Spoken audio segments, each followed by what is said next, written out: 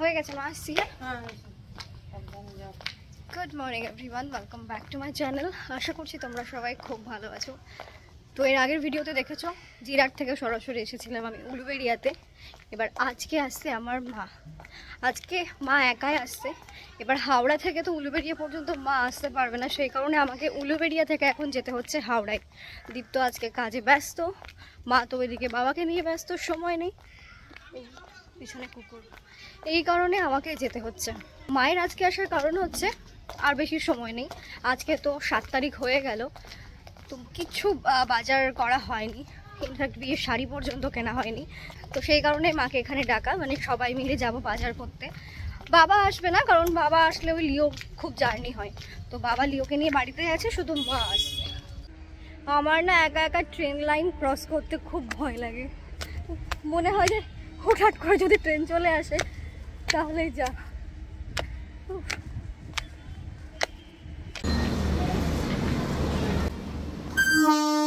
ট্রেনের হুইসেলটা তো তোমরা শুনলে, মানে আর 1-2 মিনিট লেট করলে আমি আর এই ট্রেনটা পেতাম না, আর এই ট্রেনটা মিস করলে আবার আধা ঘন্টা 1 ঘন্টা দাঁড়িয়ে থাকতে হতো।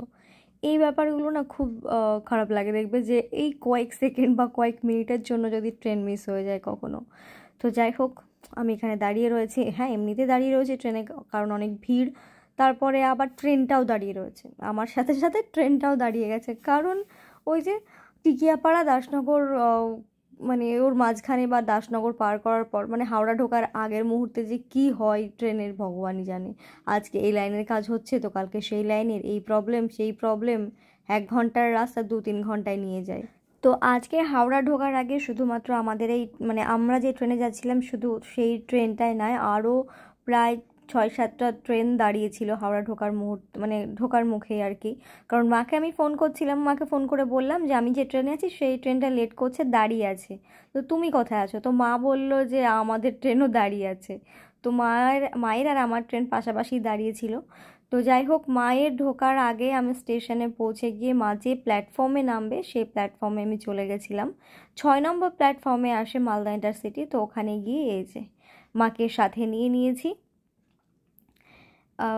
সেরকম কোনো কষ্ট হয়নি, কারণ বাড়ি থেকে তো বাবা স্কুটিতে করে ডোমকলে রেখে গেছে, তারপর বাস, তারপর ট্রেন, তারপর এখন অবশ্য ট্রেনেই যেতে হবে। তো আমি আর মা দেখতে পাচ্ছ এখন মেদিনীপুর লোকালে উঠেছিলাম। জায়গা পেয়েছিলাম বলতে গেলে, একটু তাও দৌড়াদৌড়ি করে জায়গা ধরতে হয়, এটাই হচ্ছে ব্যাপার। অ্যাকচুয়ালি আগে আমি কি ভাবতাম বলো তো, মানে দূরের কোথাও জার্নি মানে আমরা ট্রেনে করে যাবো এরকম একটা ব্যাপার, ট্রেন মানে এটা ভাবতাম যে দূরে কোথাও জার্নি বা ঘুরতে গেলে আমরা ট্রেনে করে যাবো এরকম। কিন্তু এখন এখানে এসে যেটা দেখছি, মানুষ আধা ঘন্টা দূরের রাস্তাতে গেলেও ট্রেনটাকেই প্রেফার করে। তো আমাদের ওইদিকে তো সেরকম ট্রেন ধরতে গেলে বলতে গেলে বহরমপুরে আসতে হবে। আমাদের ওইদিকে টোটো, বাস, ট্রেকার এই সবগুলোই, ওগুলোতেই ছোটোবেলা থেকে যাওয়া আসা করেছি। হ্যালো, গুড ইভিনিং সবাইকে। এখন বাজে 5:57। মাকে নিয়ে বাড়িতে আমি ঢুকতে ঢুকতে কটা বাজবে, 3টে, হ্যাঁ আই থিঙ্ক 3টে বেজে গেছিলো, 2:45 কি 3টে বাজবে। আসার সময় অতটা কষ্ট হয়নি, কিন্তু যাওয়ার সময় অনেকটা লেট করেছিল বলে দেরি হয়েছিল ওটাই। বাট আসার সময় কষ্ট হয়নি বললে ভুল বলবো, আসার সময় আমার কিছু শারীরিক প্রবলেম হচ্ছিল, সেইটার জন্য প্রবলেম হচ্ছিল। তো বাড়িতে এসেও সেই প্রবলেমটা কন্টিনিউ চলছে। কি হয়েছে না হয়েছে আমি কাউকে বলে বোঝাতে পারছি না, মানে এত প্রবলেম হচ্ছে পেটের মধ্যে। মা এসে খাওয়া দাওয়া করে ওইদিকে ঘুমিয়েছিল, উঠলো, আর আমিও বাড়িতে এসে খাওয়া দাওয়া করে স্নান টান করে মানে ওই বারবার এদিক ওদিক ছোটাছুটি করে বেড়াচ্ছি, মানে না বসে আরাম পাচ্ছি না কিছু করে আরাম পাচ্ছি, ভালো লাগছে না। আর এদিকে দীপ্ত আর মা গেল, শাশুড়ি মা গেল বাবার রিপোর্ট আনতে ডাক্তারের কাছে। মা ঘুম থেকে উঠে পড়েছে, বাবা ওইদিকে শুয়ে শুয়ে মোবাইল দেখছে। হ্যাঁ বলো। হ্যাঁ আচ্ছা। ওখানে 100 গুণ কতটুকু হয় একটু বল। আর আমি তো জানি না, 100 গুড় কিনিনি। ও তো গুড় কিনেই না, কি করে বুঝবে? গুড় তো নিয়ে আসে মা। ঠিক আছে, আর বাজারে যাবো না, এই দেখো না বাজারে যাবো আমি। তুমি অমন করে কমন নাচাচ্ছ কেন? বাজারে আমি কোথায় জায়গা পাবো? কি কোথায় যাবো? এটা ঠান্ডা তো, অনেকটা জলটা একটু ঠান্ডা হলে তো ভালো হতো, কিন্তু জলটা তো এমনি খেলো, জলটা ঠান্ডা হচ্ছে না। এই আখের গুড় এমন একটা জিনিস, শরীর ঠান্ডা করতে মানে জড়ি মেলা ভার। গরমের টাইমে তো আখের রসের শরবত খাওয়া যায়, মানে আখের গুড়ের শরবতের থেকে ভালো কিছু হয় না। সত্যি কথা বলতে আমি আজকে খুব ভালোভাবে বুঝেছি জল কম খেলে শরীরের কতটা কি প্রবলেম হতে পারে। মানুষের শরীরে যত যা প্রবলেম সব খাবার দাবারের জন্যই। কম খেলে প্রবলেম, বেশি খেলে প্রবলেম, সব কিছুই আর কি। তো আজকে সকাল থেকে আমি জল খাওয়ার সময় পাইনি, মানে 4টে পর্যন্ত আমি জল খাওয়ার সেরকম সময় পাইনি। তাই আমার শরীরে আজকে অনেক প্রবলেম হচ্ছিল আর অনেক কষ্টও পেয়েছি আমি। সকালবেলায় ঘুম থেকে উঠে চা করে খেয়েছি। চা পুরোটা খাইনি, 1 কাপ চা করেছি, তার মধ্যে 2টো বিস্কুট চুবিয়ে বিস্কুট 2টো খেয়েছি। চাটা যেমন তেমনই রয়েছে, তারপরে জলও সেভাবে খাইনি আমি। হ্যাঁ, সেই 4টের সময় বাড়ি এসে না হ্যাঁ ভাত খাওয়া হলো। সারাদিন সেভাবে জলই খাওয়া হয়নি। আর এখন বাইরে যা রোদ গরম পড়েছে, ফেব্রুয়ারি মাসের এত রোদের তাপ, হ্যাঁ জাস্ট বলার নেই। তারপরে শরীরটা একটু সুস্থ হওয়ার পর সন্ধ্যার পরে আমি আর দীপ্ত বেরিয়েছিলাম আমার টোরিং নেওয়ার জন্য। আমাদের ডোমকলে অনেক দোকানেই খুঁজেছি, কিন্তু সেই রকম ভালো ডিজাইনের না খুঁজে পাচ্ছিলাম না। তো ওই 2.5 প্যাচের যেগুলো হয় মানে নর্মালি একদম ছিল, আর খুব বেশি এবার কেমন কথা হয়ে গেল, খুব বেশি কালেকশনও পাচ্ছিলাম না। তো এখানে এসে অনেক কালেকশন দেখেছি, তোর মধ্যে থেকে একটা পছন্দ হয়েছে, দিয়ে নিয়েও নিয়েছি। তারপরে আসলাম ফুচকা খেতে। ফুচকা খেয়ে আসার পর মা বলেছিল মিষ্টি নেওয়ার জন্য। তো মিষ্টি নিতে এসেই এখানে আমি দই বড়া খাচ্ছিলাম, আর দীপ্ত 2টো কচুরি নিয়েছিল, বাট কচুরিটা আমার অতটাও ভালো লাগছিল না। খাস্তা কচুরি, খাস্তা কচুরি এক না? ওকে, আচ্ছা সেই খাস্তা কচুরি, বাট আমার ভালো লাগেনি। এখন আমরা সাইকেলে করে যাচ্ছি বাড়ি। আমার শরীরটা অনেক হেভি হয়ে গেছে।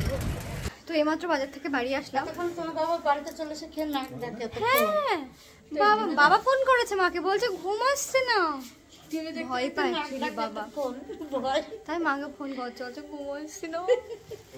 ভালো করে কাঁথো সব। লিওকে সাথে নিয়ে ঘুমাতে বলো। লিও তো বিছানায় আছে আবার কি। আচ্ছা, আর মাঝে কি হয়েছে? তোমার ছেলে ওরমই করে। আমি যখন দেবো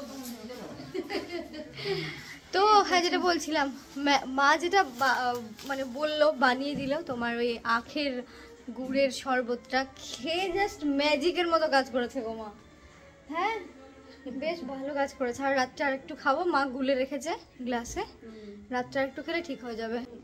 হ্যাঁ মানে সেই বিকেল থেকে আমার অস্বস্তিতে আমি ভুগছিলাম, তারপরে সন্ধ্যার পর থেকে এতবার আমি বাথরুমে গেছি মানে বলার বাহিরে। ওইটা খাওয়ার পর অনেকটা আরাম নিয়েছি। হ্যাঁ সত্যি, হ্যাঁ গো খেলাম বলে এই তো গরমে খাবো এবার। হ্যাঁ, এখন বাজে 9:30, রান্নাঘরে আসলাম, রান্না বসাতে হবে। তো এই কি রান্না করব এটাই হচ্ছে সব থেকে বড় দুশ্চিন্তার বিষয়। তো শেষ পর্যন্ত ডিসাইড হলো আলু বেগুন দিয়ে মাছের মাথা দিয়ে একটা তরকারি হবে, আর তার সাথে আলু সেদ্ধ বা ডাল, যে কোনো একটা। তো দেখতেই পাচ্ছ রান্নাঘরে মা ঢুকে গেছে রান্না করার জন্য। অ্যাকচুয়ালি সবজিটা বিশেষ করে আমি না অতটাও ভালো পারি না, আর শাশুড়ি মা ওইদিকে তো বাবাকে নিয়ে ব্যস্ত আছে, আর তাই মাকে আমি বললাম যে তুমি একটু সবজিটা করে দাও। এখন বাজে রাত্রি 11:14, বাড়ির সবার খাওয়া হয়ে গেছে, শুধুমাত্র মায়ের ছাড়া। এই ডাকছে বাবা, ডাকছে যাও। শুধুমাত্র শাশুড়ি মা ছাড়া সবার খাওয়া হয়ে গেছে। মা এতক্ষণ খাওয়াচ্ছিল বাবাকে, সে কারণে লেট হলো। এখন মা খাবে, তাহলে হয়ে যাবে সবার খাওয়া। আর রাত্রে যে মায়ের তরকারিটা রান্না করেছিল ওই দেখালাম তোমাদের, দারুণ করেছে টেস্ট। মানে আমি অনেকদিন পর এত সুন্দর টেস্টি একটা খাবার খেলাম বলতে পারো, বিশেষ করে সবজি মানে মাছের মাথা দিয়ে। কিন্তু লবণটা একটু পরিমাণে বেশি হয়ে গেছিলো, সেটা মাও বললো সবার মুখে বেশি লেগেছে, বাট আদারওয়াইজ তরকারিটা দারুণ টেস্টি ছিল। যাই হোক, চলো আজকের ভিডিওটা এই পর্যন্ত শেষ করছি। সবাই ভালো থেকো, সুস্থ থেকো, সাবধানে থেকো। দেখা হচ্ছে তোমাদের সাথে নেক্সট কোনো আরেকটা ব্লগে।